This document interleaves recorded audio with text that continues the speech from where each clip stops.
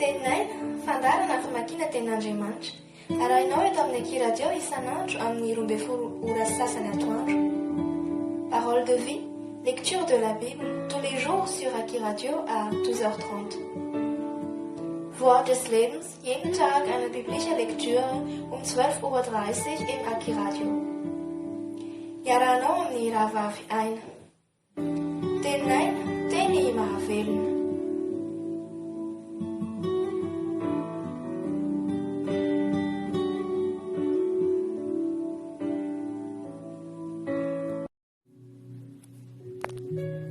Ny asan'ny apôstôly toko 4, ny namatorana ny Petera sy Jaona sy ny nataony sinedrona taminy amin'ny anaran'i Jesosy. Ary mbola niteny tamin'ny vahoaka izy dia indreo tonga teo aminy mpisorona sy ny lehibe ny mpiambina ny tempoly ary ny sadoseo, fa sosotra izy noho ny nampianaran'ny apôstôly ny vahoaka sy ny nitoriany tamin'ny alalan'i Jesosy ny fitsanganana tamin'ny maty. Dia nisambotra azy izy ka nanao azy tao an-tranomaizina ambara-pa marain'ny andro fa efa hariva ny andro tamin'izay. Kanefa maro tamin'izay nandreny teniny nino ka dia tonga tokony ho 5,000 no isan'ny lehilahy. Ary ny maraina ny andro dia niangona tany Jerosalema ny mpanapaka sy ny loholona sy ny mpanoratan-talàna sy Ananiasy mpisorona be sy Kayafa sy Jaona sy Aleksandro mba amin'izay rehetra mety ho avan'ny mpisorona be. Ary rehefa nataony teo ampovoany izy ireo lahy dia nanontaniany hoe fa efa namanao ahoana na anarina manao ahoana no nanaovanareo izany? Ary Petera feno fanahy masina dia nanao taminy hoe ry mpanapaka ny vahoaka sy loholona, raha adinina izany io dia ny amin'ny asa tsara natao tamin'ny nasitra nalay lehilahy malemy dia aoko ho fantatra ireo rehetra sy ny olona Israely rehetra fa ny anaran'i Jesosy Kristy avy any Nazareta izay nombonareo tamin'ny azo fitsaliana fa natsangan'Andriamanitra tamin'ny maty kosa dia izy no itsanganan'io lehilahy io finaritra eto masonareo. Ity ny vato izay nolavinareo mpanao trano nefa tonga fehizoro. Ary tsy misy famonjena amin'ny hafa fa tsy misy anarana hafa ambanin'ny lanitra nomenan'ny olona izay azahoantsika famonjena. Ary no nahita ny fahasitranan'ny Petera sy fahasahisahin'ny Petera sy Jaona izy sady nalala fa tsy mba pahilalana na nampianarina izy roa lahy dia gaga izy ary fantany tsara fa efa niaraka tamin'i Jesosy izy roa lahy. Ary no nijery ny lehilahy izay efa sitrana nitsangana teo aminy izy dia tsy hitany izay avalony.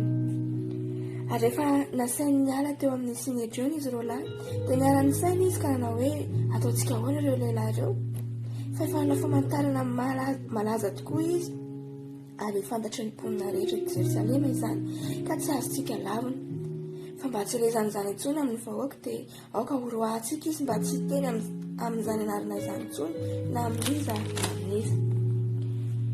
Ary niantso azy izy ka nandrara azy tsy hiteny na mpianatra amin'ny anaran'i Jesosy intsony.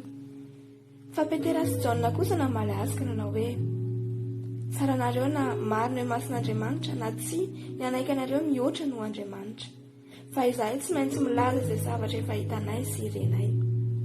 Ary rehefa noroahany indray izy dia nalefany fa tsy hitany izay ampijaliany azy noho ny taony ny vahoaka satria izy rehetra nankilaza an'Andriamanitra noho ny amin'ny zavatra efa natao.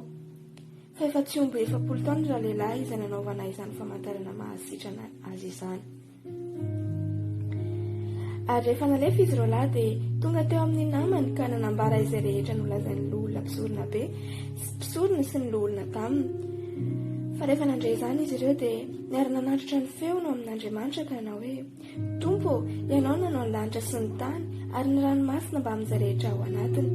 Ary ny fanahy masina no nampitenenanao an'i Davida razanay sady mpanomponao hoe nahoana no mitabataba ny jentilisa ary ny saina anohany foana ny firenena. Ireo mpanjakany tany nitsangana ary ny mpanapaka niangona hanohitra an'i Jehovah sy ny Mesiany. Fa efa niangona mbarina tokoa teto amin'ity tanàna ity Heroda sy Ponto Pilato mba amin'ny jentilisa sy ny olona Israely hanohitra ny mpanomponao masina dia Jesosy izay nosoranao mba hanao izay notendren'ny tananao amantsainao raha teo atao. Koa ankehitriny Tompo, jereo ny fandrahonana ary omeo anay mpanomponao ny mba hitory ny teninao amin'ny fahasahiana rehetra omban'ny anjiranao ny tananao ahasitrana sy ny anaovanao famantarana sy fahagagana amin'ny anaran'i Jesosy mpanomponao masina. Ary rehefa nivavaka izy dia Niofotrofotra ny trano izay niangonana dia feno fanahy masina izy rehetra ka nitory ny tenin'Andriamanitra tamin'ny fahasahiana.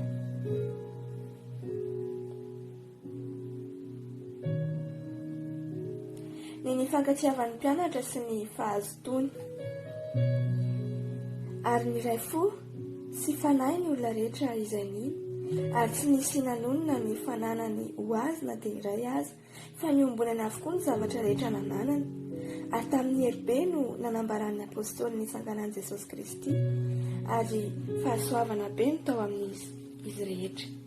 Fa tsy misy olona nalahelo teo aminy, fa izay nanana tany na trano, raha nivarotra izany dia nitondra ny vola vidin'ny zavatra lava, ka napetrany teo anoloan'ny tongotry ny apôstôly, dia nozaraina tamin'izy rehetra ka araka izay nilainy avy. Ary Josefa, izay nataon'ny apôstôly hoe Barnabas, izany hoe raha tika zanaky ny fananarana, Levita avy any Kiprosy no firazanana, dia nivarotra ny sahany ary nentiny ny vola vidiny ka napetrany teo amin'ny tongotry ny apôstôly. Alléluia.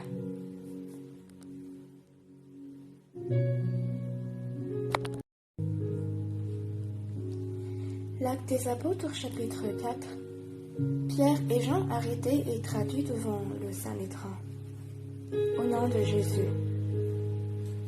Tandis que Pierre et Jean parlaient au peuple, survinrent les sacrificateurs, le commandant du peuple et les Sadducéens, les contents de ce qu'il enseignait le peuple et annonçait en la personne de Jésus la résurrection des morts. Ils mirent les mains sur eux et ils les jetèrent en prison jusqu'au lendemain, car c'était déjà le soir. Cependant, beaucoup de ceux qui avaient entendu la parole crurent et le nombre des hommes s'éleva à environ 5000. Le lendemain, les chefs du peuple, les anciens et les scribes s'assemblèrent à Jérusalem avec Anne, le souverain sacrificateur, Caïphe, Jean, Alexandre et tous ceux qui étaient de la race des principaux sacrificateurs. Ils firent placer au milieu d'eux Pierre et Jean et leur demandèrent « Par quel pouvoir ou au nom de qui avez-vous fait cela ?» Alors Pierre, rempli du Saint-Esprit, leur dit « Chef du peuple et ancien d'Israël, puisque nous sommes interrogés aujourd'hui sur un bienfait accordé à un homme malade, afin que nous disions comment il a été guéri, sachez-le tous, et que tout le peuple d'Israël le sache. C'est par le nom de Jésus-Christ de Nazareth que vous avez crucifié et que Dieu a ressuscité des morts. C'est par lui que cet homme se présente en pleine santé devant vous. Jésus est la pierre rejetée par vous qui bâtissez et qui est devenue la principale de l'angle. Il n'y a de salut en aucun autre, car il n'y a sous le ciel aucun autre nom qui ait été donné parmi les hommes par lequel nous devions être sauvés. » Lorsqu'ils virent l'assurance de Pierre et de Jean, ils furent étonnés, sachant que c'étaient des hommes du peuple sans instruction, et ils les reconnurent pour avoir été avec Jésus. Mais comme ils voyaient là, près d'eux, l'homme qui avait été guéri, ils n'avaient rien à répliquer.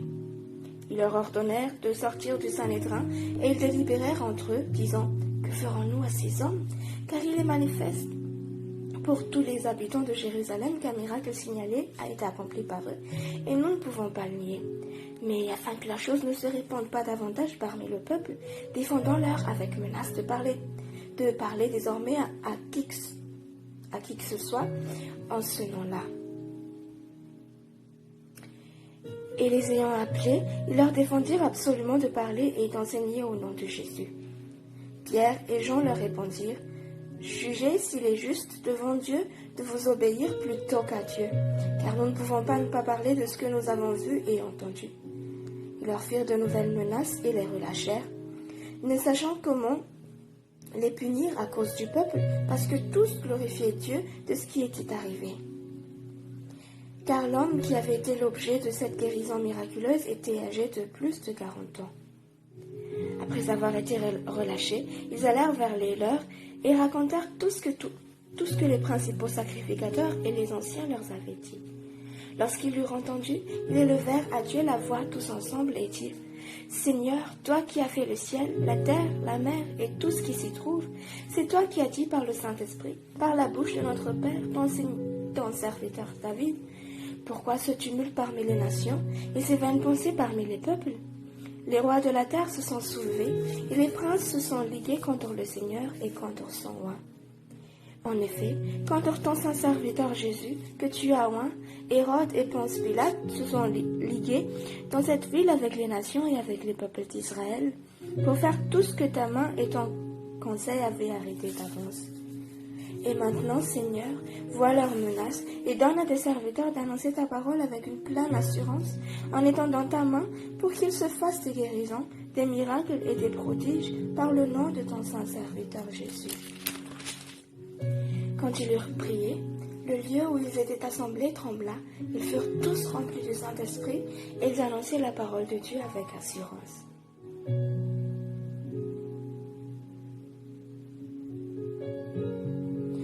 Union et charité des croyants. La multitude de ceux qui avaient cru n'était qu'un cœur et qu'une âme. Nul ne disait que ses biens lui appartinssent en propre, mais tous étaient communs entre eux. Les apôtres rendaient avec beaucoup de force témoignage de la résurrection du Seigneur Jésus, et une grande grâce reposait sur eux tous. Car il n'y avait parmi eux aucun indigent. Tous ceux qui possédaient des champs ou des maisons les vendaient, apportaient le prix de ce qu'ils avaient vendu et le déposaient aux pieds des apôtres. Il en faisait des distributions à chacun selon qu'il en avait besoin. Joseph, surnommé par les apôtres Barnabas, ce qui signifie fils d'exhortation, Lévite, originaire de Chypre, vendit un champ qu'il possédait, apporta l'argent et le déposa aux pieds des apôtres. Alléluia.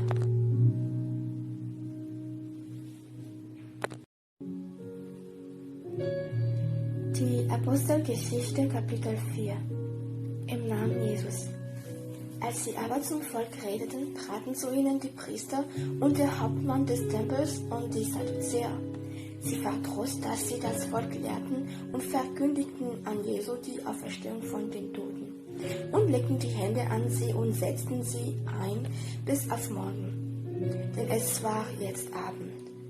Aber viele unter denen, die dem Wort zuhörten, wurden gläubig und war die Zahl der Männer bei 5000. Als Essen kam auf den Morgen, versammelten sich ihre Obersten und Ältesten und Schriftgelehrten gen Jerusalem, Hannas der Hohepriester und Kaiphas und Johannes und Alexander und wie viel ihrer waren vom Hohenpriestergeschlecht. Und stellten sie vor sich und fragten sie, aus welcher Gewalt oder in welchem Namen habt ihr das getan? Petrus, voll des Heiligen Geistes, sprach zu ihnen, ihr Obersten des Volkes und ihr Ältesten von Israel. So wie heute werden gerichtet über dieser Wohltat an dem kranken Menschen, durch welche er ist geheilt worden.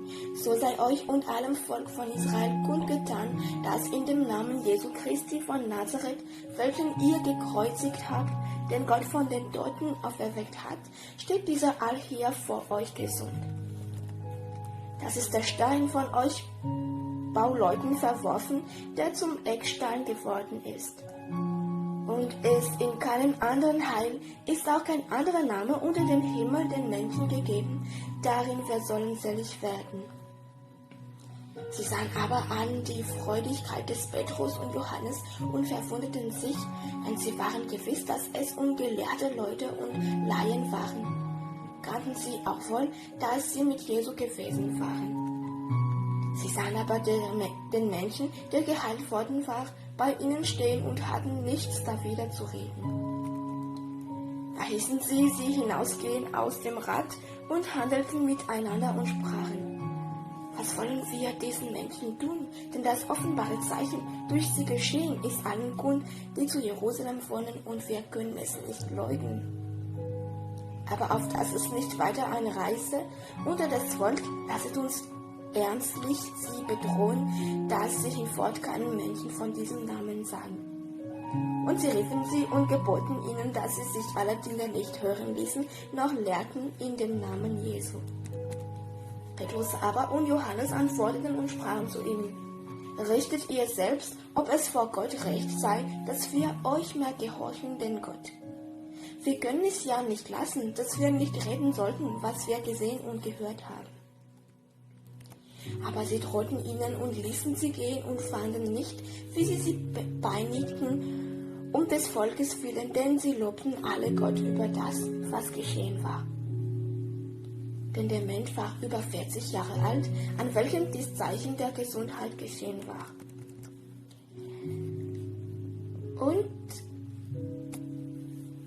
Und als man sie hatte gehen lassen, kamen sie zu den Iren und verkündigten ihnen, was die Hohenpriester und Ältesten zu ihnen gesagt hatten.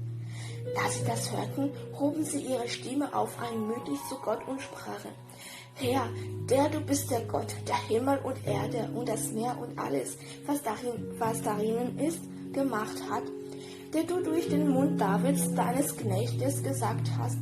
Warum empören sich die Heiden und die Völker nehmen vor, was umsonst ist? Die Könige der Erde treten zusammen und die Fürsten versammeln sich zu Haus wider den Herrn und wider seinen Christus.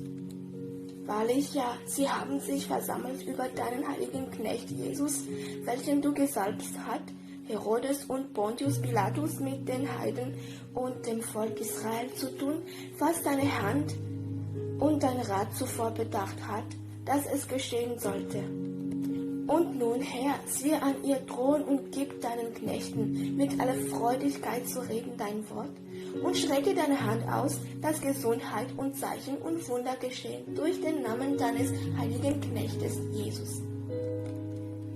Und da sie gebetet hatten, bewegte sich die Stätte, da sie versammelten war, und sie wurden alle voll des Heiligen Geistes und redeten das Wort Gottes mit Freudigkeit. Die Menge aber der Gläubigen war ein Herz und eine Seele. Auch keiner sagte von seinen Gütern, dass sie sein wären, sondern es war ihnen alles gemein. Und mit großer Kraft gaben die Apostel Zeugnis von der Auferstehung des Herrn Jesu und war große Gnade bei ihnen allen. Es war auch keiner unter ihnen, der Mangel hatte, denn wie viel ihrer waren, die da Äcker oder Häuser hatten, die verkauften sie und brachten das Geld des verkauften Guts und legten es zu der Apostel Füßen, und man gab allen jeglichen, was in Not war. Joses aber mit dem zusammen Barnabas, das heißt ein Sohn des Trostes, von Geschlecht ein Levit aus Zypern, der hatte einen Acker und verkaufte ihn und brachte das Geld und legte es zu der Apostel Füßen. Halleluja.